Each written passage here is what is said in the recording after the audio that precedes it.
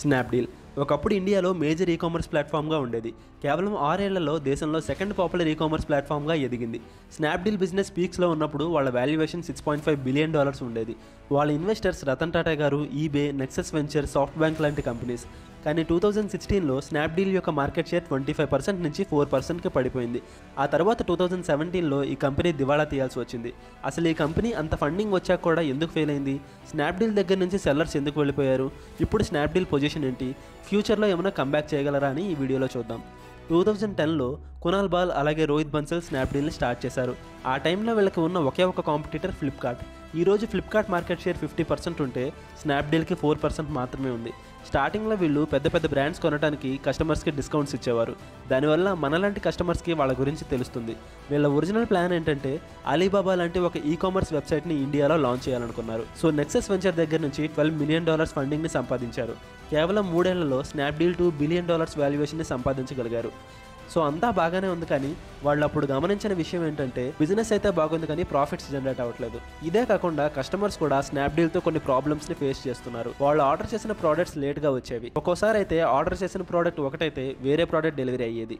సింపుల్గా చెప్పాలంటే orders misplace అయ్యేవి. ఇలా ప్రోడక్ట్స్ లేట్గా డెలివరీ అవుతున్నాయని, ఫేక్ ప్రోడక్ట్స్ డెలివరీ చేస్తున్నారని లక్షల్లో కంప్లైంట్స్ వచ్చేవి. దీనికి అంతటికీ మెయిన్ రీజన్ స్నాప్డీల్ వల్ల వర్స్ట్ మేనేజ్మెంట్. వాళ్ళ దగ్గర ప్రోడక్ట్స్ని చెక్ చేయడానికి కరెక్ట్ డిపార్ట్మెంట్ ఉండేది కాదు.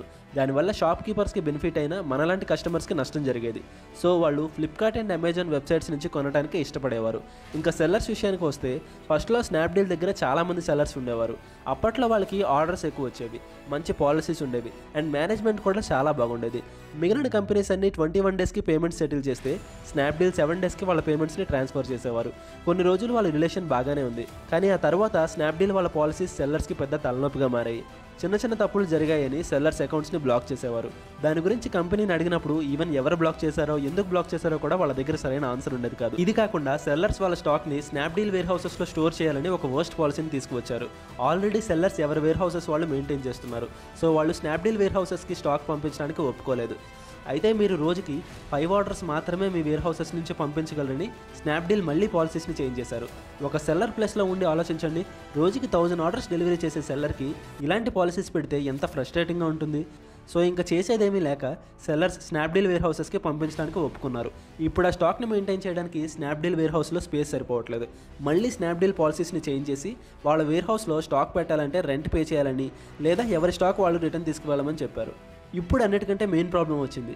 వాళ్ళు రిటర్న్ తీసుకువెళ్ళిన స్టాక్లో ప్రోడక్ట్స్ కొన్ని మిస్ అయ్యాయి. దాని గురించి స్నాప్డీల్ సీఈఓతో డిస్కస్ చేసినా పెద్ద యూజ్ లేకుండా పోయింది. ఆ మిస్సింగ్ ప్రోడక్ట్స్కి సెల్లర్స్ నష్టం భరించాల్సి వచ్చింది. అందుకని సెల్లర్స్లో చాలామంది ఫ్లిప్కార్ట్ అండ్ అమెజాన్కి షిఫ్ట్ అయిపోయారు. 1 ఇయర్ పాటు స్నాప్డీల్లో ఎలక్ట్రానిక్స్ అమ్మిన ఒక సెల్లర్ అమెజాన్కి షిఫ్ట్ అయిన తర్వాత అతనికి స్నాప్డీల్ ఎందుకు ఫెయిల్ అవుతుందన్న విషయం క్లియర్గా అర్థమైంది. ఒక 1000 రూపీస్ ఐటమ్ అమెజాన్లో సేల్ చేస్తే కేవలం 60 రూపీస్ ఛార్జెస్ కడితే సరిపోతుంది, కానీ స్నాప్డీల్కి 160 రూపీస్ పే చేయాలి. అదే 10,000 రూపీస్ ప్రోడక్ట్ అయితే అమెజాన్కి 400 రూపీస్ పే చేయాలి, స్నాప్డీల్కి 1200 రూపీస్ పే చేయాలి. అంటే అమెజాన్ కంటే స్నాప్డీల్ 3 టైమ్స్ ఎక్కువ ఛార్జ్ చేస్తున్నారు. ఇదే కాకుండా వాళ్ళ కస్టమర్ కేర్ సర్వీస్ కూడా అంత కన్వీనియంట్గా ఉండేది కాదు. సెల్లర్ డైరెక్ట్గా కస్టమర్స్తో మాట్లాడే అవకాశం ఉండేది కాదు. ఫస్ట్ వాళ్ళ కస్టమర్ కేర్తో మాట్లాడితే నెక్స్ట్ కాల్లో వాళ్ళు కస్టమర్ డేటా గ్యాదర్ చేసి సెల్లర్ అండ్ కస్టమర్కి కాన్ఫరెన్స్ కాల్ పెట్టేవారు. దీనివల్ల కస్టమర్ అండ్ సెల్లర్కి ఫ్రస్ట్రేటింగ్గా ఉండేది.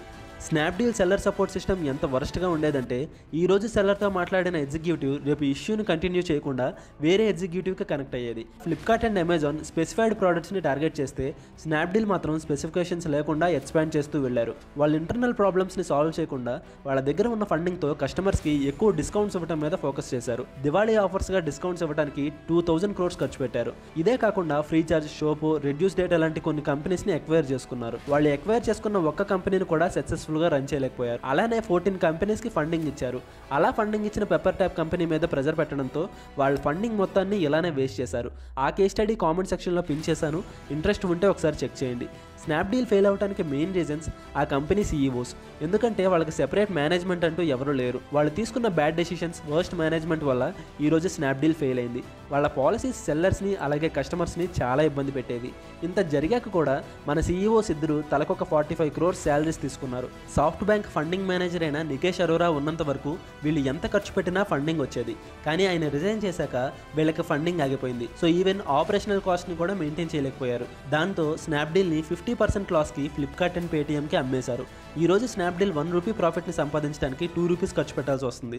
ఈవెన్ లాసెస్ కూడా 4 టైమ్స్ పెరిగిపోయాయి. 2021లో 125 క్రోర్స్ లాస్తో ఉన్న స్నాప్డీల్ 2022కి 550 క్రోర్స్ లాస్ని ఫేస్ చేశారు. మరి ఈ కంపెనీ మళ్ళీ కంబ్యాక్ చేయగలదా? వీళ్ళ ప్రీవియస్ మిస్టేక్స్ నుంచి నేర్చుకొని కస్టమర్ రిక్వైర్మెంట్స్కి తగ్గట్టు క్వాలిటీ ప్రోడక్ట్స్ని డెలివరీ చేస్తే కంబ్యాక్ చేసే ఛాన్స్ ఉంది. మరి ఈ వీడియో మీకు ఎలా అనిపించిందో కామెంట్ చేయండి. అలాగే మరిన్ని బిజినెస్ కేస్ స్టడీస్ కోసం ఛానల్ని సబ్స్క్రైబ్ చేసుకోండి.